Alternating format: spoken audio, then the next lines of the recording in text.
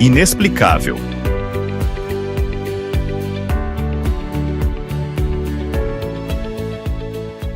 Me parece que não foi muito isso que aconteceu na tua vida, né, Altemir? Tu estava num momento, você não tinha o conhecimento da palavra, não tinha religiosidade, e me parece que aí você então vai absorvendo todas essas situações que vão acontecendo na tua vida. Isso vai levando você a um isolamento. Conta um pouquinho pra gente aí, como que você chegou então a programar, quase que podemos dizer assim, a tua morte. Como foi que isso aconteceu, o momento de isolamento, como foi que tudo isso, você chegou a isso? Então, até um certo tempo eu tinha até vergonha, sabe, não de falar, mas assim, quando eu pensava no que eu vou agora falar, né? Então, aí, sucessivas perdas, né? 2018, aí 2019 foi o falecimento da minha mãe, 2020 pandemia, né? Porque eu passei por um problema financeiro. E aí quando eu estava saindo do -1 para o 0 a 0, aí veio pandemia. Como eu era muito obeso, eu era obeso mórbido, aí eu era do grupo de risco, aí tive que ficar, né, no lockdown. E aí estourando o cartão para se manter, aquela coisa toda. Foi difícil, né? Com 2 filhos pequenos. Na época meu filho tinha 10 anos, minha filha tinha 5 anos para 6 anos. Então foi muito difícil. Aí em 2021, que era justamente quando eu estava tentando se reerguer de alguma forma, né? Mesmo vivendo uma vida miserável, né? E aí a minha forma de suportar isso, o meu momento de fuga era justamente a bebida, né? Eu não tomava cerveja, né? Era cachaça mesmo, né? E era o que me mantinha ali, tipo, sabe, seguindo dia após dia. Quando foi 2021, final de 2021, a única coisa que eu tinha na vida, que eu acreditava que tinha, eram meus filhos. E aí foi justamente a separação. E aí meus filhos foram tirados de mim, né? E antes disso, eu não percebi, mas estava sendo feito alienação parental. E um desses momentos foi justamente que, depois que meus filhos foram embora, que foi que eu olhei assim e disse, pronto, é agora, acabou, minha vida não tem mais sentido, não é? Várias coisas que foram acontecendo na minha vida, eu cheguei num momento que eu disse, o que me mantinha de pé era justamente meus filhos, e agora eu perdi a convivência com eles. Claro, a convivência que eu digo é morar com eles, né? De vê-los acordar, almoçar juntos, não é? Jantar, sair, aquelas coisas. Eu perdi. Então, para mim, minha vida ficou, já não tinha sentido. Agora, né, não tenho mais pelo que lutar. Então, eu não conseguia dormir, entendeu? Eu sofri muito. Eu não era de chorar. Quase nunca chorei na vida, só quando criança. E nesses momentos eu chorava. Foi algo que desencadeou em mim, que eu chorava muito. Chorava muito. E nesse momento, totalmente sem dinheiro, né? Eu passei fome. Eu lembro que tinha no armário lá, porque os móveis que ficaram lá em casa foram os móveis que, velho, assim, que não eram para aproveitar. As coisas novas se foram, né? Só ficou uma televisão. E aí eu só tinha um saquinho de fubá, de cuscuz, né? E eu, depois, quando eu tentando me alimentar, porque eu também, quando acontecem coisas comigo, assim, parece que trava, eu não consigo me alimentar, e aí eu fiquei tentando, e aí eu passei uma semana, eu lembro, comendo, eu fazia uns cuscuz muito danado, duro, seco, botava farinha para render, e só não passei sede porque tinha água na torneira, né? Cuscuz de homem já não é bom, né? E seco. Isso. E eu fiquei nessa vida assim, desses dias, pouco mais de uma semana. E aí eu ficava olhando pro teto. O teto da casa que eu morava de aluguel, o teto era baixo. E ficava olhando pro teto. Aí tinha uma viga bem grande assim no teto, aí ficava olhando, olhando, e não sabia o que fazer, totalmente perdido, né? E achava que estava sozinho. E aí foi uma época assim que eu disse, eu vou enlouquecer, eu não aguentava.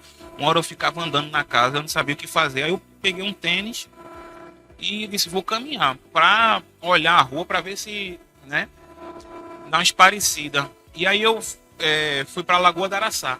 E nesse caminho para a Lagoa da Araçá foi justamente quando eu olhei o sol nascendo, né?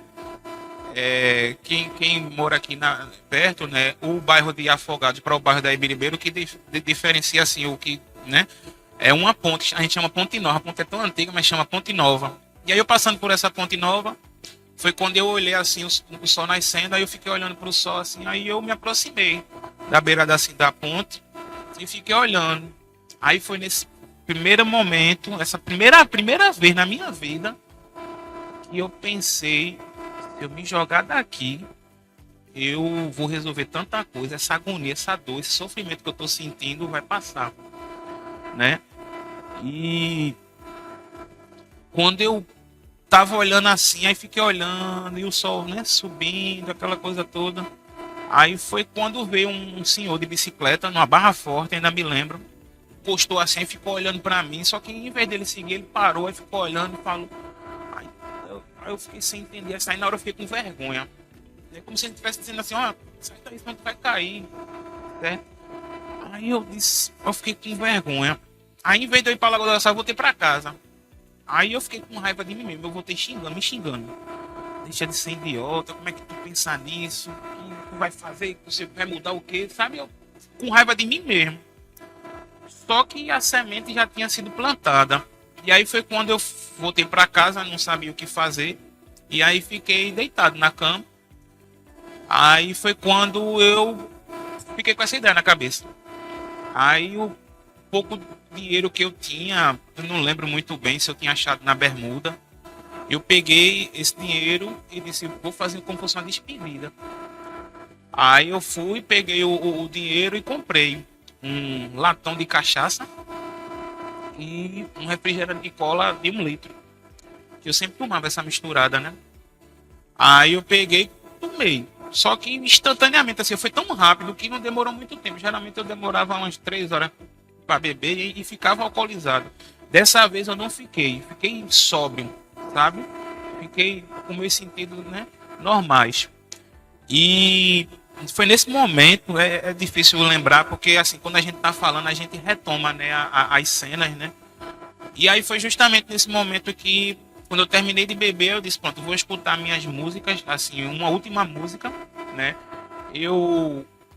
De músicas seculares, assim, que o meu ídolo da música, né, no mundo é Ivan Lins. Eu sempre fui apaixonado pelas músicas de Ivan Lins.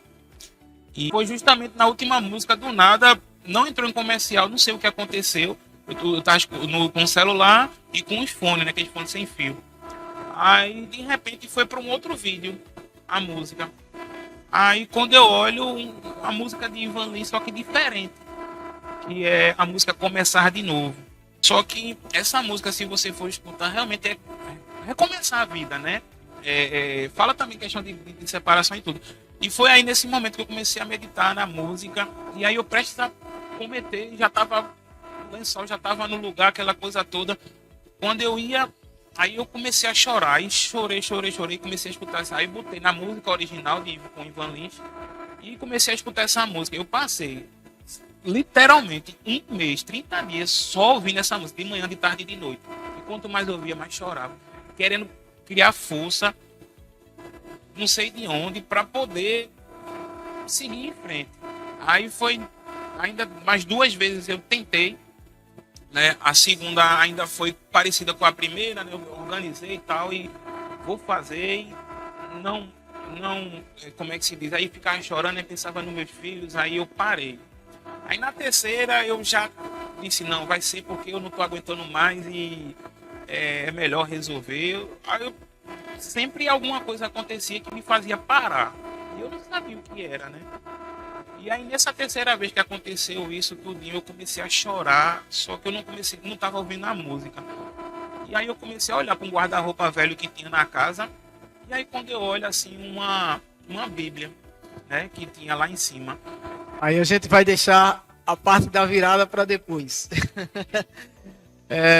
Porque eu queria aproveitar esse gancho aí da tua fala, porque assim, eu queria entender para a área da psicologia qual seria o momento exato. A gente viu que ele foi caminhando, até chegar ali, digamos, ao fundo do poço. Ele estava pronto para tirar a vida dele. Que momento uma pessoa pode... A gente falou aí de algumas frases, né, que pode levar as outras pessoas que estão observando a perceber que uma pessoa está ali com esse tipo de pensamento. Mas para a pessoa mesmo, assim, a gente pode estar falando para uma pessoa que está começando a ter esse desgosto da vida. Que momento ela deve procurar ajuda? Que momento ela deve começar a perceber que ela precisa procurar ajuda para não chegar nesse ponto? E só também pegar um gancho na sua pergunta, também, assim, falou um pouquinho, mas eu queria, assim, se o doutor pudesse explicar também, a pessoa que ela vai cometer o ato, ou tá pensando, ela deixa algumas pistas, ela, de certa forma, ela, não sei, ela dá indícios de que vai praticar ou que pretende. Eu queria também saber sobre isso. Ele que está mais próximo, né? Dá sim, né? A literatura deixa claro, eu já falei aqui das frases, né? Que a pessoa, antes de cometer um suicídio, ela deixa pistas. Agora, se as pessoas conseguem... E quando eu digo pistas, não é pista para Sherlock Holmes, não. São pistas claras. Só que às vezes as pessoas não dão atenção, não valorizam, né? Às vezes as famílias vivem tão distantes umas das outras que a gente não percebeu. As pistas estavam claras ali, só que as pessoas acharam que não era nada, que não tinha nenhum risco, né? Que a pessoa já tinha ameaçado 1, 2, 3 vezes, então era só mais uma, né? E foram deixando ao Deus dará, arriscaram. E a pessoa acaba realmente cometendo, né? Você vê, ele estava comentando aqui, foi na ponte, olhou, passou 30 dias, veja, a dificuldade que alguém tem para cometer. Se eu disser aqui agora assim, por exemplo, pegar aqui uma agulha, né? Enfia na mão toda. Para a gente fazer isso é difícil. Porque a gente vai estar se auto-machucando. Imagina a pessoa cometer o ato de tirar a própria vida. É algo dificílimo, que a pessoa relutou anos, meses, né? Então, quando a pessoa chega a ponto de fazer isso, ela está num momento, numa atitude de desespero. Não é de querer aparecer, de chamar atenção, é de desespero, né? Isso, a pergunta que você fez foi mais ou menos assim: quando é que a pessoa sabe que precisa buscar ajuda? Não é isso? Vamos lá. Se a gente vamos fazer aqui uma analogia, né? Quando é que uma pessoa deve ir ao dentista? Quando o dente dela está doendo, a boca inchada e ela não pode dormir? Não. O certo é a gente ir no dentista 2 vezes no ano, para que a gente possa, né, tirar tártaro e placa, acho que essa é a ordem, para evitar que se forme cárie, gengivite, que um dente amoleça, enfim. E não esperar o dente ficar podre para ir no dentista. É a mesma coisa com saúde mental, né? Eu preciso cuidar da minha saúde mental todos os dias. Eu não preciso esperar chegar no fundo do poço ou na boca do poço para ir buscar ajuda. Eu preciso cuidar. E como é que cuida da minha saúde mental? A nossa igreja fala dos 8 remédios naturais, né? Luz solar, água. Eu não vou lembrar dos 8 não, vamos lá. Luz solar, água, ar puro, exercício físico, descanso, confiança em Deus, temperança. Enfim, não sei quantos eu falei, mas a igreja fala de 8. Então, se eu regulo a minha vida, se eu procuro trabalhar, se eu me exercito, se eu estou no peso, se eu como bem, se eu me hidrato, se eu durmo as 8 horas por dia, se eu tenho um vínculo com amigos, né? Se eu estou me desenvolvendo, se a minha autoestima está saudável. Então, veja quanta coisa eu já falei. Só que às vezes a gente esquece tudo isso e só corre na vida. E aí não, fulano se suicidou, porque não, a pessoa às vezes, e eu não estou de forma nenhuma, Altenir, culpando quem comete isso, Porque às vezes a gente vive situações na vida que nos impedem realmente de reagir. Mas se você olhar, enquanto você falava, eu estava aqui ouvindo, foram vários processos. Né? Você falou aí da questão do seu pai, falou da questão da sua mãe, a tentativa de vocês de recomeçarem a vida em Ouricuri, que não deu certo, falou da separação, da perda dos filhos. Então, praticamente, tudo que a pessoa tinha que fazia a pessoa se sentir viva, bem, foram retirados. E se essa pessoa não busca ajuda, e eu não estou de forma nenhuma te culpando, a gente fica sem saída. E quando a gente está sem saída, a gente quer achar uma saída. E acaba, né, rumando para isso. Essa saída, você citou vários processos naturais, né, que qualquer ser humano deve fazer, né? São os 8 remédios. Cuidar do seu corpo como um todo. Mas e o momento de você, então, procurar um psiquiatra e um psicólogo? Que momento seria esse? Ok, a gente pode dizer que o momento, né, na verdade, sim, o psiquiatra ele é um médico, né? E a função do psiquiatra é administrar medicação, prescrever medicação para tratar sintoma, né? Então, quais são os sintomas que eu posso ter que eu vou procurar um psiquiatra? Ah, eu tô com, sei lá, com pensamentos muito ruins, muito pessimistas. Eu não tô dormindo bem. Eu não tô conseguindo me alimentar. Eu tô com uma dor de cabeça muito forte, né? Enfim, são sintomas que o médico vai tratar. Ah, eu tô com uma ansiedade muito grande. Eu tô me sentindo muito triste. Então, esses sintomas, provavelmente o nosso corpo não está regulado lá bioquimicamente, nossos neurotransmissores, né, estão desorganizados, e aí essa medicação vai entrar para regular isso aí. E, na verdade, veja, procurar um profissional de psicologia, eu procuro em qualquer momento da minha vida. Eu não preciso estar doente. Digamos, eu me separei. Aquilo está difícil para mim. Procuro um profissional para te ajudar naquele processo. Né? Eu estou fazendo concurso público, estou estudando para passar, estudei 2, 3 anos, não consegui, está difícil, pensando em desistir, estou deixando de sair, procuro um profissional de psicologia. Né? O meu pai faleceu, eu estou muito triste, deixando de aproveitar a vida, já faz 1 ano, 8 meses que eu não consigo sair disso. Procuro um profissional de psicologia. Só que as pessoas, elas têm vergonha de procurar, né? Tem gente que vai para a clínica de psicologia, não fala ninguém que está indo, porque se disser a pessoa é fraca, a pessoa não consegue resolver suas questões sozinhas, né? Aí vamos de novo, a pessoa não tem Deus, a pessoa não tem fé, então as pessoas evitam procurar, procuram muitas vezes em último caso, ou se procuram, escondem o que estão procurando, como se isso fosse vergonhoso. Não é. Quando eu estou com uma dor no joelho, eu procuro um ortopedista. Quando eu estou com a unha encravada, eu procuro não uma manicure, mas tem um profissional, um podologista, né? Quando eu estou com uma pele muito maltratada, eu procuro um esteticista. Então, quando eu estou com minhas emoções fragilizadas, desorganizadas, eu procuro um profissional da área, que é um psiquiatra ou um psicólogo. Só que as pessoas ainda têm vergonha, ainda acham que isso é fraqueza, não poder lidar com suas questões, né? Não é. Preconceitos, né? Ainda há muito preconceito. E uma vez eu escutei uma frase muito interessante que eu nunca tinha parado para pensar na minha vida, que até o psicólogo precisa de psicólogo. E eu achei muito interessante essa frase, porque você, né? Poxa, o cara sabe lidar com a mente, ele foi preparado para isso, mas até ele precisa de psicólogo. Então, mostrando que o ser humano ele tem essa carência de dividir, né? Os momentos da vida, conversar, distribuir com alguém, né? Dividir os momentos da vida. Se um bombeiro tiver na sua casa pegando fogo, ele precisa de um bombeiro para salvar ele. Né? Se um salva-vidas estiver se afogando por uma câimbra porque ele machucou ou porque a corrente está muito forte, alguém tem que salvá-lo. Né? Então o psicólogo precisa também de um psicólogo. Imagina a gente. Imagina a gente não, que todos somos iguais, né? Que nessa frase parece que o psicólogo é melhor do que a gente. Não é, né? Todos nós somos iguais, somos pessoas, né? A gente precisa sim, sem dúvida nenhuma. Mas, Altemir, fala aí agora do momento que, então, graças a Deus, você consegue passar por cima de tudo isso. O que foi que aconteceu? Como que você saiu disso aí? Mas aproveita, engancha aí.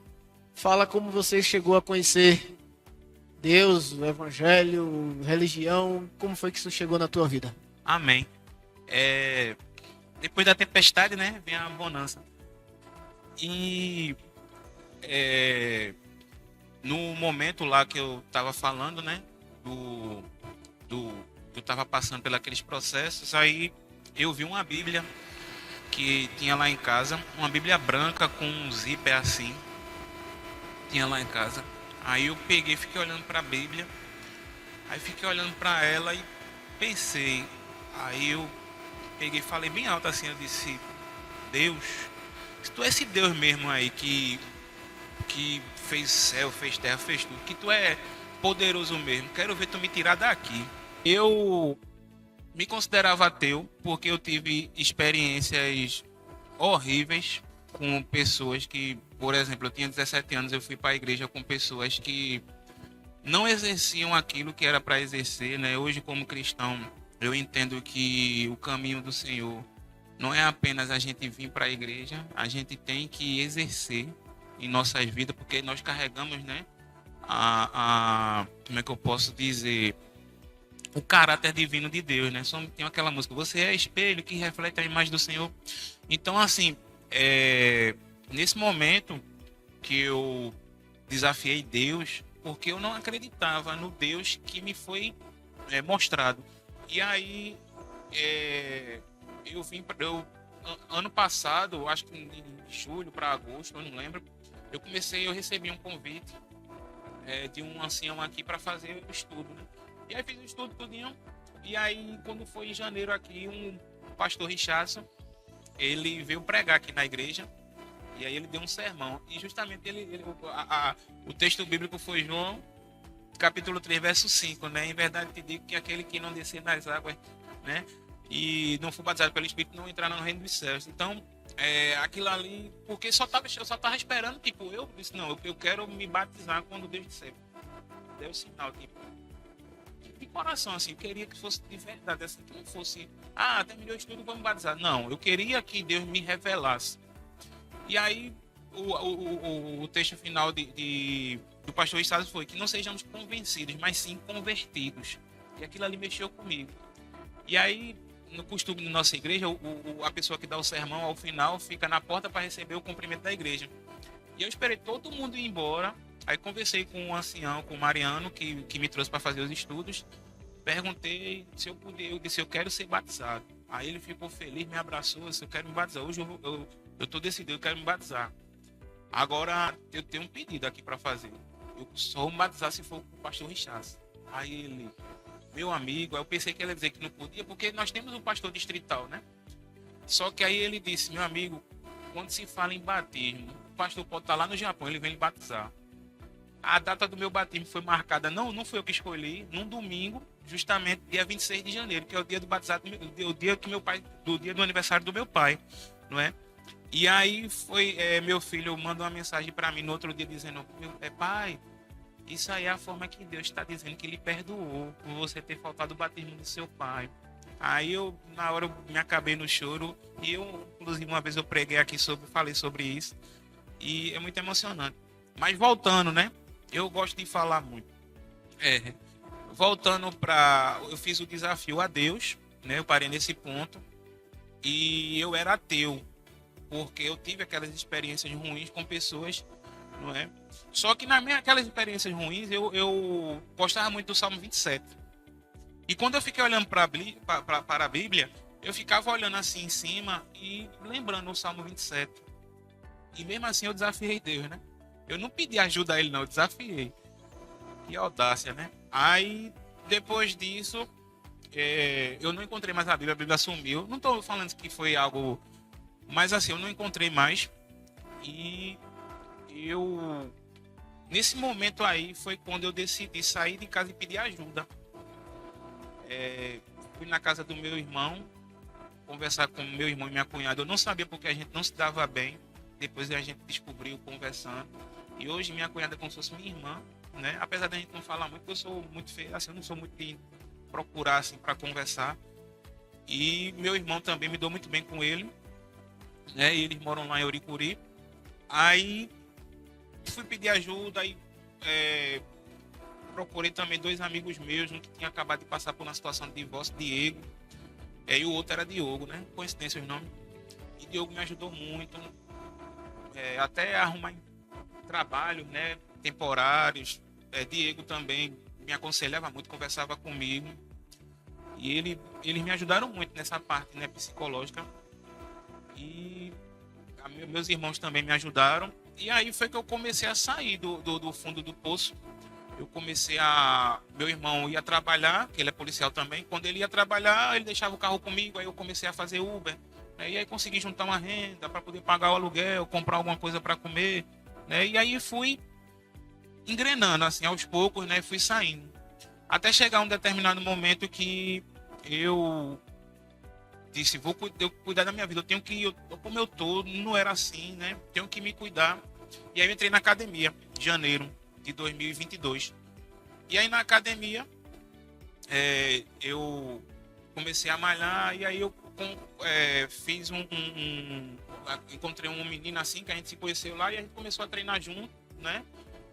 E justamente foi nesse momento aí que eu lembrei do Salmo 27, né? E aí eu comecei a ler, que eu pedia, Deus, eu não sei nem como é que eu falo contigo, mas me ensina aí, me mostra aí como é que esse Salmo 27 significa, porque eu não tiro ele da minha cabeça.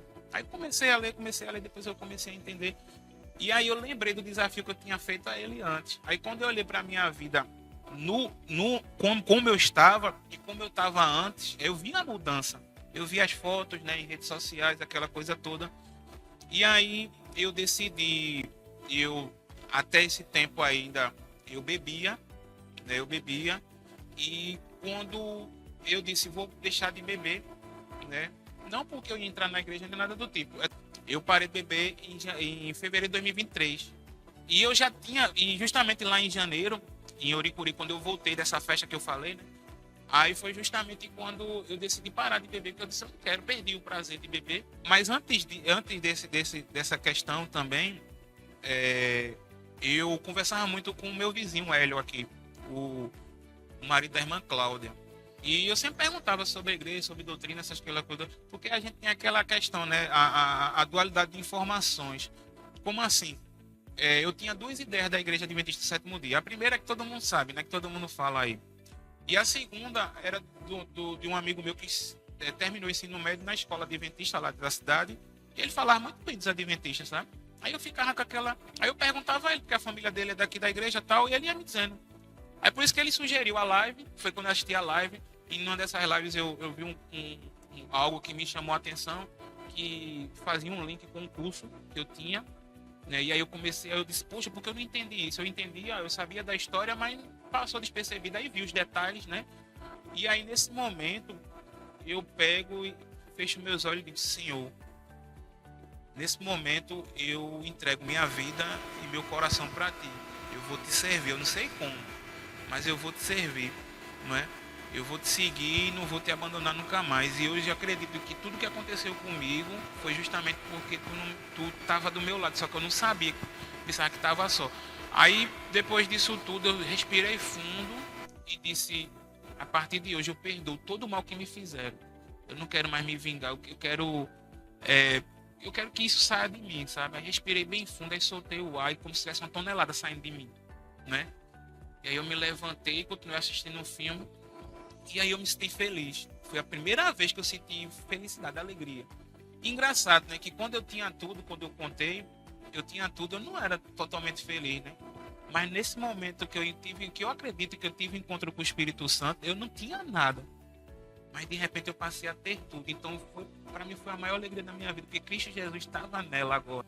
E como é que se diz? Hoje estou aqui, feliz da vida. Graças a Deus, né? Hoje eu me considero, meus irmãos, o homem mais feliz do mundo. Hoje eu me considero. Porque eu tenho um propósito de vida. Hoje eu sei porque eu não caí. Não foi por mim, não. Eu não tive força alguma, não. Quem me sustentou foi a mão de Deus. Então, tá aqui contando minha história para todos vocês. Eu sei que muita gente... isso como é que se diz? Falácia, isso não é... Mas, assim... eu queria apenas que as pessoas elas enxergassem, né, o agir de Deus na minha vida, porque sem Ele eu não estaria hoje aqui, não.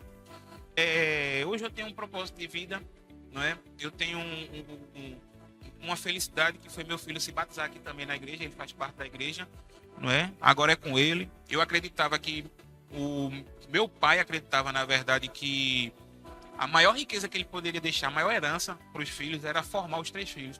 Ele formou os 3 filhos, não é? Mas hoje eu acredito que a maior riqueza, a maior herança que eu posso deixar para os meus filhos, não é? É o caminho de Jesus. Amém? Bom, nosso podcast, né, já se estendeu. A gente vai então fechar aqui. A história de Altemir, ela teve um final feliz. Ele está aqui hoje para contar a experiência. E aí eu queria então que você desse suas últimas palavras aí, Neto, fechando aí o que você tem para dizer para quem está assistindo, quem está escutando, com base em tudo que a gente conversou aqui hoje. Agradecer pelo convite, mas eu queria dizer para quem está assistindo que por trás daqui das câmeras tem em torno de uns 10 adolescentes, né, que estão aqui nesse momento, que cuidaram da organização, estão ali acompanhando as telas, né, cuidaram do lanche, enfim, né, foram recrutados para ajudar aqui nesse projeto e que Deus abençoe cada um deles. Mas eu queria pegar aqui o que eu escutei da história de Altemir e dizer para vocês, né, que a religião saudável, a religião verdadeira, a religião pura, ela é um fator de proteção contra o suicídio, né? Ela é algo que soma à saúde mental. E quando eu falo a religião pura e verdadeira, é porque essa religião que traz a sua ligação com Deus, com Jesus, que traz o seu vínculo com aquilo que é sagrado, que faz você acreditar que existe um Deus todo-poderoso, que pode todas as coisas, que te escuta, que te ama, que está com você e que pode fazer impossíveis, né? Isso traz tranquilidade, isso traz paz, isso traz alívio, isso mostra que você não está só. Então esse tipo de religião não é religião de você frequentar uma igreja que tem uma placa, mas é uma religião verdadeira, viva. Esse relacionamento com uma pessoa divina é algo que favorece a saúde mental. Gosto de refrisar que não por si só, mas é um fator que favorece a saúde mental. Então, se você pudesse vincular a uma comunidade religiosa séria, né, direita, é muito bom para você. Cuide da sua vida, cuide da sua saúde, cuide do que você come, do que você assiste. Enfim, né, priorize o cuidado com você e também o cuidado com o outro. Nunca deixe, nunca entendam o que eu vou dizer, tá certo? Nunca faça aquilo que Altemir falou que a mãe fez, que é muito natural a gente fazer, é muito natural, que é se dedicar para o cuidado do outro, por amor e esquecer da gente. Se você puder cuidar do outro, também cuidar de você, é massa, né? Mas às vezes a gente faz isso mesmo, que é o que dá para fazer, né? Então que Deus nos abençoe. Neto, só fala aí pra gente um pouquinho dos canais de ajuda que está disponível aí. Nós temos as igrejas que podem ajudar a pessoa que está passando por uma situação difícil dessa, mas que canais outros que tem que uma pessoa que está passando por uma situação dessa pode ali solicitar ajuda? Resumidamente, a gente já falou, né? Procurar um parente, um amigo, um psicólogo, um psiquiatra. E numa situação emergencial, você pode ligar para o 188, que é o número do CVV, que é o Centro de Valorização à Vida. São voluntários que são treinados, né, para atender pessoas no momento de emergência, de urgência, e aí ouvir a pessoa, acolher e dissuadir a pessoa daquela decisão. Altemir, suas últimas palavras aí para a gente fechar Eu falei o podcast. Muito, né? E aí, desde já agradeço a você que esteve aí conosco, acompanhando, né? Divulgue, né, as nossas redes sociais, né, para outras pessoas, para que outras pessoas tenham conhecimento desse material que pode ajudar muita gente. Amém. Eu queria finalizar, primeiramente, falando um pouquinho do podcast, né, que é um projeto que eu tinha muito antes, que eu queria fazer sobre o curso que eu tinha, né, de Direito, sobre as coisas, né, que cercam o mundo jurídico. E aí, quando eu fui para a igreja que eu frequentava antes de ser membro aqui da IAD Mostardinha, eu tinha esse planejamento, só que aí eu mudei. Eu queria falar sobre justamente a Bíblia, sobre, né, sim, eu gosto muito, é o que eu mais amo hoje em fazer, é estudar a palavra de Deus. Porque cada dia que a gente lê o próprio mesmo versículo, a gente tem vários aprendizados, né? E hoje a gente está realizando esse podcast aqui. Foi muita oração, muito joelho dobrado, não é fácil. E eu tive a oportunidade com os irmãos aqui, com Samuel, que inclusive já tinha esse projeto, só que não foi para frente.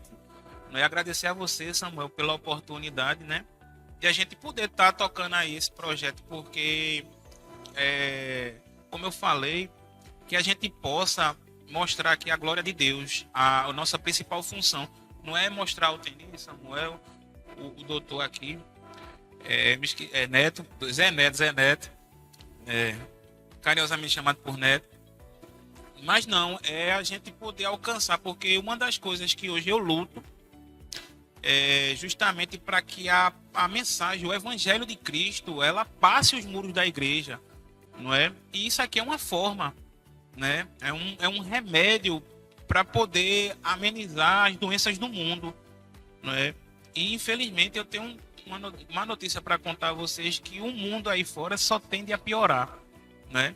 E quero dizer para vocês ainda que não aceitaram Jesus, que venham visitar nossa igreja, né? Qualquer igreja que seja, adventista ou não, né? Mas que venha tentar entender quem é Deus, né? A Trindade, né? Melhor dizendo, e que possa conhecer, né? O amor dele, o poder libertador dele, que foi o que como eu conheci, né?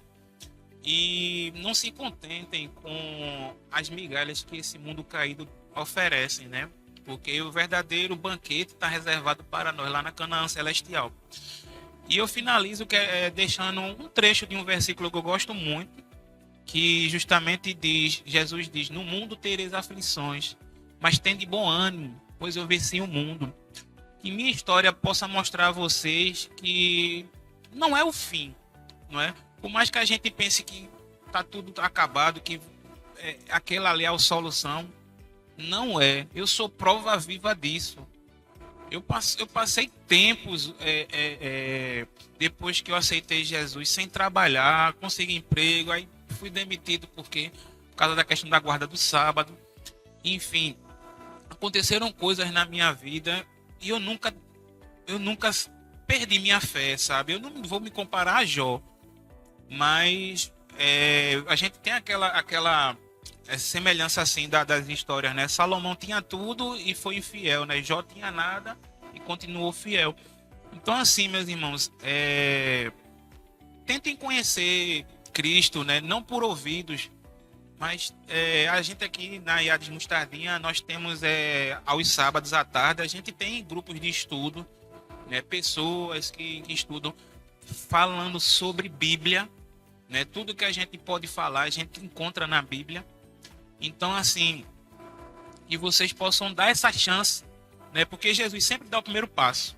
A verdade é essa. A gente está estudando, né, a escola sabatina, como é que se diz? A história do Êxodo, não é? E a gente percebe que sempre Deus dá o primeiro passo, né? Ele sempre vai até a pessoa. Então, assim, falar sobre o Salmo 27, né? Apenas o 13 e o 14, né, o verso, né, aonde diz assim: pereceria sem dúvidas se não cresce que viriam os bens do Senhor na terra dos viventes. Espera no Senhor, anima-te, e Ele fortalecerá o teu coração. Espera, pois, no Senhor. Amém? Amém, amém. Então eu termino meu parafraseado dizendo que viver é Cristo, morrer é lucro. Amém, amém. Eu queria fazer um agradecimento especial aqui ao Neto, né, que veio de distante aí, nos atendeu o nosso chamado aí, o nosso pedido. Queria agradecer a disposição, que Deus possa continuar usando aí a tua profissão aí para o benefício da causa dele também. E é isso, ficamos por aqui. Agradecemos a você que nos acompanhou. Fiquem todos com Deus. Grande abraço.